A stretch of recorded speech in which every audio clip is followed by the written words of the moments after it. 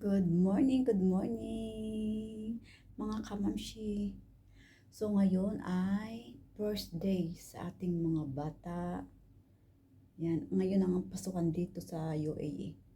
So ayan, nakaredy tayo ng maaga dahil yung sundo ko ay darating ng alas 6. So before 6, kailangan ko makababa. Ano naman tayo ng mga bata ngayon. Ayan, nagbalikan na sila dahil tapos na ang bakasyon.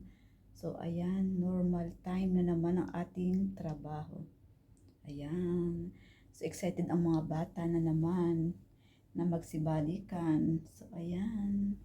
Kaya pati ako ay masaya dahil nandyan na ulit sila sa akin. Ayan. So, ayan. Mga kamamshi. So, ayan naman tayo. Back to normal ang ating trabaho sa school. So, ayan. First day for the regular day. So, ayan. So, maya-maya bababa na ako.